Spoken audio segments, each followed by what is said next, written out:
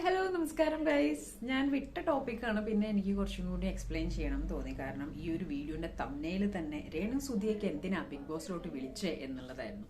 നമുക്ക് ആദ്യം ഒന്ന് കേൾക്കാം. ചോറുണ്ടോ നിങ്ങളെല്ലാവരും? ഞാൻ ഇപ്പോൾ കഴിച്ചോളൂ. വയറ് കത്തി വിശന്നിട്ട്.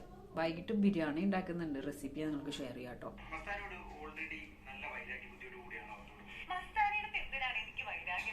ചാച്ചന്റെ ഓട്ടോയെ കുറിച്ച് മസ്താനി പറഞ്ഞത് ഹൗസിനുള്ളിൽ നിന്ന് എനിക്ക് സ്വാഭാവികമായിട്ടും എനിക്ക് ഭയങ്കരമായിട്ട് പൊളിഞ്ഞു. പക്ഷെ അതിനു മുൻപും മസ്താനി പറഞ്ഞിട്ടുണ്ട്, ഇന്റർവ്യൂല് വിളിച്ചിരുത്തി ചാച്ചന്റെ ഓട്ടോയെ കുറിച്ചും എന്റെ വീട്ടിലെ അവസ്ഥയെ കുറിച്ചും ഒക്കെ എന്നെ ഇൻസൾട്ട് ചെയ്യുന്ന രീതിയിൽ സംസാരിച്ചിട്ടുണ്ട്. അതുകൊണ്ടാണ് എനിക്ക് അത്രയും പൊളിഞ്ഞത്.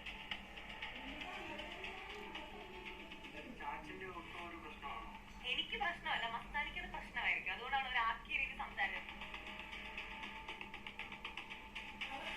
പറഞ്ഞില്ലേ ബ്രോ, ഈ മസ്താനി ഒരുമാതിരി ആക്കിയ രീതിയില് ചാച്ചന്റെ ഓട്ടോയിലല്ലേ പോയെന്ന് പറഞ്ഞിട്ട് എനിക്ക് പൊളിഞ്ഞു. എന്റെ അപ്പനെ പറയാൻ മസ്താനിക്കെന്നല്ല ആർക്കും ഒരു അവകാശമില്ല. ആരുടെ വീട്ടുകാരെ പറയാനും ആർക്കും ഒരു അവകാശമില്ല. ഓക്കെ, എന്റെ ചാച്ചനെ പറഞ്ഞാൽ ഞാൻ തിരിച്ചു പറയുന്നുള്ളൊരു കൺസെപ്റ്റാണോ? അങ്ങനെയാണെങ്കിൽ എന്റെ ചാച്ചനെ പറയാൻ ആർക്കും അവകാശമില്ല എന്നുള്ളൊരു പദപ്രയോഗം അവിടെ കൊണ്ടുവരരുത്.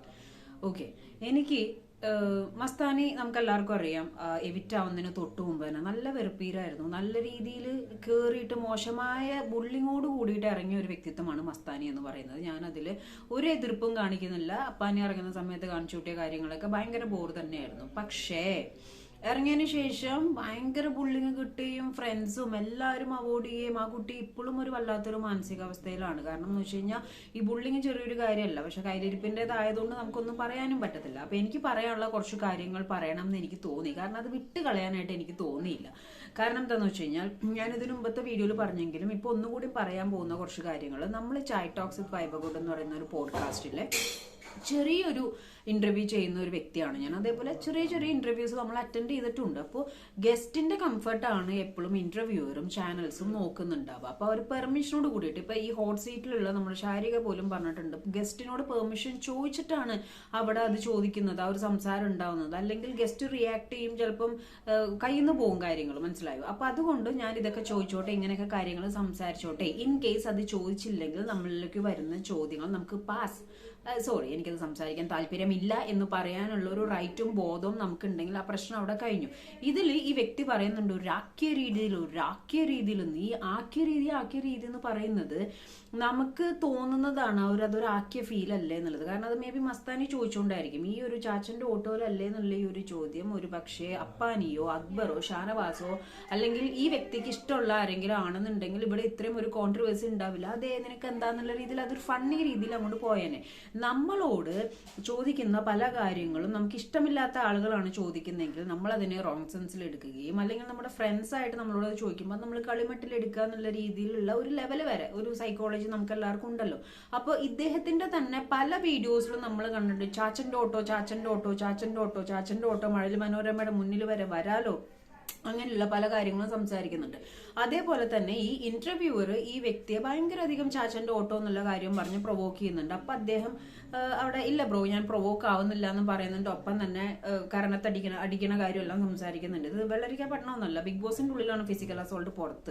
പുറത്ത് അങ്ങനെ ഒരു വിഷയമില്ല. കാരണം എന്ന് വെച്ച് കഴിഞ്ഞാൽ ലൈക്ക് നമ്മൾ ചിന്തിക്കേണ്ട കുറച്ച് കാര്യങ്ങളുണ്ട്. അതിൽ ഒന്നാമത്തെ കാര്യം, ഇത് ഞാൻ അറിഞ്ഞിടത്തോളം എന്താന്ന് വെച്ച് കഴിഞ്ഞാൽ ആളുടെ കയ്യിൽ നിന്ന് പോയതായിട്ടാണ് എനിക്ക് ഫീൽ ചെയ്യുന്നത്. കാരണം ഓൾറെഡി ഇവർ റീ എൻട്രി പോയതിനു ശേഷം അവിടെ കുറച്ച് കാര്യങ്ങളെ പറ്റി ഡിസ്ക്ലോസ് ചെയ്യുകയും കുറച്ച് വെളുപ്പിക്കാൻ നോക്കുകയും അത് തിരിഞ്ഞ് ബാക്ക് സ്റ്റാബ് ആയിട്ട് വരെയുള്ള പല കാര്യങ്ങളും അതിൻ്റെ ഉള്ളിൽ നടന്നു.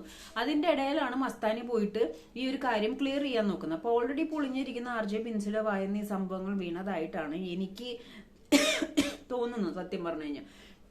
അപ്പം ഇവിടെ ഞാൻ പേഴ്സണലി ഫീൽ ചെയ്തൊരു സംഭവം എന്താണെന്ന് വെച്ചാൽ, ദേഷ്യം വരുമ്പോൾ നമുക്ക് പലതും വരും. പ്രത്യേകിച്ച് അങ്ങനത്തെ ഒരു സിറ്റുവേഷനിൽ, അങ്ങനത്തെ ഒരു അറ്റ്മോസ്ഫിയറിൽ നമുക്ക് ചിലപ്പം സെൻസർ ചെയ്തൊന്നും പറയാൻ പറ്റില്ല. നമ്മൾ ദേഷ്യപ്പെട്ട് പറയും. നിങ്ങൾക്ക് ഓർമ്മയുണ്ടോ റോബിന്റെ സീസണിൽ നമ്മുടെ ജാസ്മിൻ റോബിന്റെ ഫാദറിനെ വിളിക്കുമ്പോൾ പബ്ലിക്കായിട്ട് തന്നെ അവിടെ നിന്നിട്ട് ജാസ്മിൻ പറയും, റോബിനോടല്ല അങ്കിളെ ഞാൻ നിങ്ങളെ അങ്ങനെ വിളിച്ചതിൽ എനിക്ക് വിഷമമുണ്ട്, ഐ എം സോറി എന്ന് പറയുന്നുണ്ട്. ഓക്കെ, അപ്പോ ഇവിടെ ചാച്ചന്റെ ഓട്ടോയിലല്ലേ വന്നേന്നുള്ള സംഭവത്തിനെ കളിയാക്കലായിട്ട് ചാച്ചന്റെ ഓട്ടോയിലല്ലേ എന്നുള്ളൊരു സാധനം ചോദിച്ചു. അപ്പോ അതില് മസ്താനിയും ചോദിച്ചിട്ടുണ്ട്, മസ്താനിയും ചൊറിഞ്ഞിട്ടുണ്ട്, അത്യാവശ്യം ചൊറിഞ്ഞിട്ടുണ്ട്. മസ്താനി അത് ചോദിച്ചു.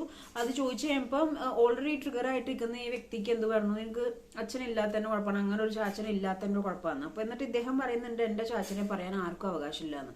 നമുക്ക് തിരിച്ചു മറ്റൊരാളുടെ അച്ഛനും അമ്മയും പറയാനുള്ള യാതൊരു അവകാശമില്ല. കാരണം ബിഗ് ബോസ് സീസൺ 7 ലാലേട്ടന് ഏറ്റവും കൂടുതൽ ഷാനവാസിനെ ചീത്ത പറഞ്ഞത് ഇതിനാണ്, വീട്ടിലിരിക്കുന്നവരെ എന്തിനു വിളിക്കണം, ഇനി അങ്ങനെ സംസാരിക്കരുതെന്ന് പറഞ്ഞിട്ട്. പിന്നെ ഞാനെന്ന് പറയുന്ന വ്യക്തി ഇപ്പോ എന്റെ അച്ഛനും ആരെങ്കിലും എന്തെങ്കിലും പറഞ്ഞാൽ ശരിയാവില്ല എന്ന് പറഞ്ഞിട്ട് ഓപ്പോസിറ്റ് നിൽക്കുന്ന ആ വ്യക്തിയുടെ അച്ഛനും അമ്മയും വിളിക്കാൻ എനിക്ക് അവകാശമില്ല. ഞാൻ അങ്ങനെ ചെയ്തു കഴിഞ്ഞാൽ കേൾക്കുന്നവർ എന്താ പറയാന്നറിയോ, എന്റെ അച്ഛനും അമ്മയും എന്നെ വളർത്തി വെച്ച് എന്റെ വളർത്തുദോഷമാണെന്നേ പറയത്തുള്ളൂ. Do you get me guys? ഇപ്പൊ ഈ വ്യക്തി ചാച്ചനെ പറ്റി അങ്ങനെ സംസാരിച്ചു, അല്ലെങ്കിൽ ചാച്ചനെ പറ്റി പറഞ്ഞാൽ ഇഷ്ടാവില്ല, ചാച്ചനെ പറ്റി പറയാൻ അവകാശമില്ല എന്ന് പറയുന്ന വ്യക്തിക്ക് എന്ത് അവകാശമാണ് ഓപ്പോസിറ്റ് നിൽക്കുന്ന അച്ഛനില്ലാത്ത ഒരു കുട്ടിയോട് തനിക്ക് അച്ഛനില്ലാത്തതിന്റെ കുഴപ്പമെന്ന് പറയുന്നത്? അതൊക്കെ ഭയങ്കര ബോറല്ലേ, ഭയങ്കര ഓക്വേർഡ് അല്ലേ ആ ഒരു സംഭവം. ആൻഡ് എനിക്ക് തോന്നുന്നത് ബിഗ് ബോസ് കഴിഞ്ഞിട്ട് പുറത്ത് വന്നപ്പോഴും നമുക്ക് പല സിറ്റുവേഷനും ബിഗ് ബോസിന്റെ ഉള്ളിലോ അത് വേണ്ടായിരുന്നു, അത് ചെയ്യണ്ടായിരുന്നു എന്നുള്ളൊരു ഫീലൊക്കെ വരും. ഇപ്പൊ ഞാനും ശോഭയായിട്ടുണ്ടായിരുന്ന ഒരു പ്രശ്നങ്ങൾ, അല്ലെങ്കിൽ ഞാനും അവിടെ രണ്ടാമത് റീ എൻട്രിക്ക് പോയപ്പോൾ ഹഗ് ചെയ്തില്ല എന്നൊക്കെ പറഞ്ഞ കുറെ പ്രശ്നങ്ങളുണ്ടായിരുന്നു. പക്ഷെ ഞങ്ങൾ ഹഗ് ചെയ്തിട്ടൊക്കെയാണ് ഇറങ്ങിയത്. അതിന്റെ ഒരു സംസാരം വന്നപ്പോൾ ഞാനും ആണെങ്കിലും ശോഭയാണെങ്കിലും അത് ഗെയിമാണ്, പാർട്ട് ഓഫ് ദ ഗെയിമാണ്, അത് അവിടെ വെച്ച് കഴിഞ്ഞു എന്നാണ് പറഞ്ഞത്. അല്ലാതെ ഒരിക്കലും ഇന്റർവ്യൂവിൽ ഞാൻ ചെയ്തൊരു തെറ്റിനെയോ അവൾ ചെയ്തൊരു തെറ്റിനെയോ ന്യായീകരിച്ചിട്ടില്ല. പക്ഷെ ഈ ഇന്റർവ്യൂ നിങ്ങൾക്ക് കണ്ടാൽ മനസ്സിലാവും ഈ കുട്ടി ഇപ്പോഴും ഈ കുട്ടി ചെയ്തത് ശരിയാണെന്നുള്ള രീതിയിലാണ് സംസാരിക്കുന്നത്. അവിടെ പോലും അത് പെട്ടെന്നൊരു സിറ്റുവേഷൻ അങ്ങനെ പറ്റിപ്പോയതാണെന്നുള്ളൊരു സംസാരം വന്നിട്ടില്ല. അപ്പോൾ in front of camera maybe അവരെ വിളിച്ച് സോർട്ട് ചെയ്യോ അല്ലെങ്കിൽ സംസാരിക്കുക കാര്യങ്ങളൊക്കെ ചെയ്തിട്ടുണ്ടാവും. പക്ഷെ in front of camera again ഇപ്പോൾ കറന്റ്ലി RJ ബിൻസി എയറിലാണ്. She don't have any problem എന്നാണ് എനിക്കറിയാൻ സാധിച്ചത്.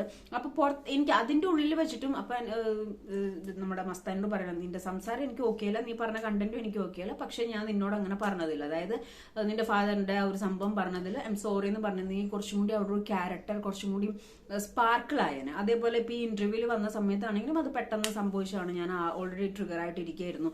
അപ്പൊ അത് കയ്യിൽ നിന്ന് പോയി, അത് അങ്ങനെ ദേഷ്യപ്പെടണ്ടായിരുന്നു എന്ന് പറഞ്ഞാൽ പിന്നെയും കുഴപ്പമില്ലായിരുന്നു. അപ്പൊ അതൊന്നും അവിടെ നടന്നില്ല. അപ്പൊ നമ്മുടെ വീട്ടുകാരെ ആരും ഒന്നും പറയാൻ പാടില്ല എന്ന് നമ്മൾ പറയുന്നുണ്ടെങ്കിൽ അതേപോലെ നമുക്ക് മറ്റു ആൾക്കാരുടെ വീട്ടുകാരെയും പറയാനുള്ള ഒരു റൈറ്റ് ഇല്ല. ഇവിടെ ഞാൻ അങ്ങനെ പറയുമ്പോൾ അത് എന്റെ അച്ഛനും അമ്മയും എന്നെ വളർത്തി വെച്ചതിന്റെ കുഴപ്പമെന്നേ പറയുള്ളൂ. അപ്പൊ നിങ്ങൾക്ക് കണക്ട് ചെയ്യാൻ പറ്റുന്നുണ്ടെന്ന് ഞാൻ വിശ്വസിക്കുന്നു, അല്ലെ?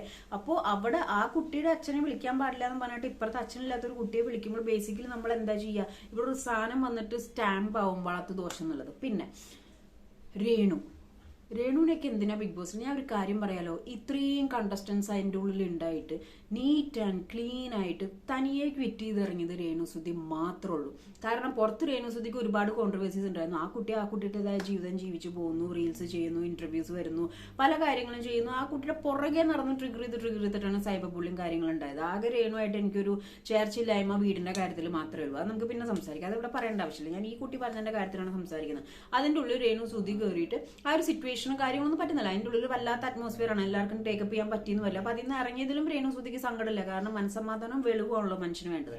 ഒരാളെയും ബാക്ക് സ്റ്റാബ് ചെയ്തിട്ടില്ല, കള്ളത്തരം പറഞ്ഞിട്ടില്ല, അതേപോലെ കുത്തിത്തിരിപ്പ് ഉണ്ടാക്കിയിട്ടില്ല, അതേപോലെ എന്താണ് ആരുടെ തന്തയ്ക്കും നല്ലയ്ക്കും വിളിച്ചിട്ടില്ല, ആരോടും മോശമായിട്ട് ബിഹേവ് ചെയ്തിട്ടില്ല. രേണുസുതി എന്താണോ രേണുസുതിയായിട്ട് തന്നെ നിന്നിട്ട് നല്ല പെർഫെക്റ്റ് ആയിട്ട് നല്ല പേരോട് കൂടി തന്നെയാണ് ആൾ ഇറങ്ങിയിരിക്കുന്നത്. അല്ലാതെ അവിടെ ഒരു പ്രശ്നം ഉണ്ടാക്കിയതായിട്ടോ അല്ലെങ്കിൽ ഇല്ലാത്ത ആകെ ആ പേനിന്റെ കാര്യം മാത്രമല്ലാതെ ആസ് എ ക്യാരക്ടർ വൈസ് രേണുസുതി പക്കാ പെർഫെക്റ്റ് ആണ്. അവരിപ്പോഴും അവരുടേതായ കാര്യങ്ങൾ നേടി പോകുന്നു. അത് കഴിഞ്ഞ് റീ എൻട്രി കയറിയപ്പോഴും റീ എൻട്രി കയറുന്നതിന് മുമ്പ് രേണുസുതി പറഞ്ഞു എന്റെ ഗെയിം അവിടെ കഴിഞ്ഞു, ഇനി അതിനെപ്പറ്റി സംസാരിക്കാൻ താല്പര്യമില്ല, ഇങ്ങോട്ട് വന്നാൽ അത് വെട്ടി കളയാം. അത് നമ്മളെല്ലാവരും അങ്ങനെ തന്നെയല്ല. നമ്മളായിട്ട് പ്രശ്നത്തിൽ പോകും, നമ്മുടെ അടുത്തേക്ക് വരുമ്പോൾ വരുന്ന ടോപ്പിക് നമ്മൾ വെട്ടി പോകും.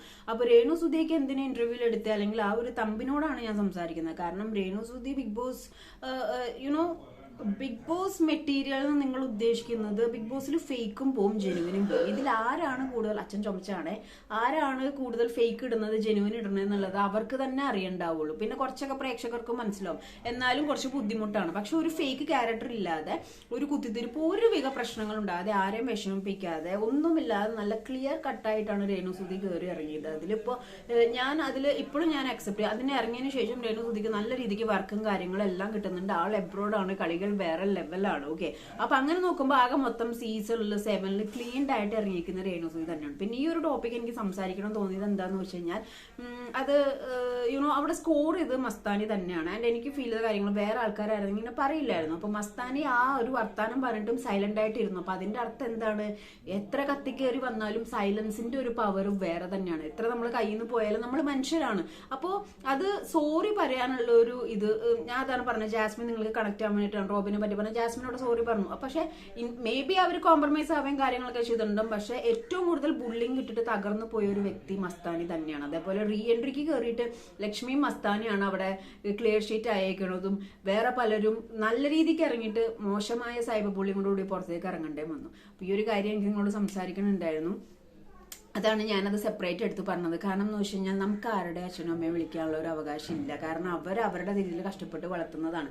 നമ്മൾ കാരണം നമ്മുടെ പാരൻസിനെ മറ്റുള്ളവർ വിളിക്കാതിരിക്കാനുള്ള പണിയാണ് നമ്മൾ എടുക്കുന്നത്. അതേപോലെ നമുക്ക് ദേഷ്യം വരുമ്പോൾ വായത്തൊന്ന് വിളിച്ചു പറയുന്നതല്ല, ദേഷ്യം വരുമ്പോഴും വാക്കുകൾ അളന്നു സൂക്ഷിക്കുന്നതാണ് ഏതൊരു വ്യക്തിയും ചെയ്യേണ്ടത്, അല്ലേ?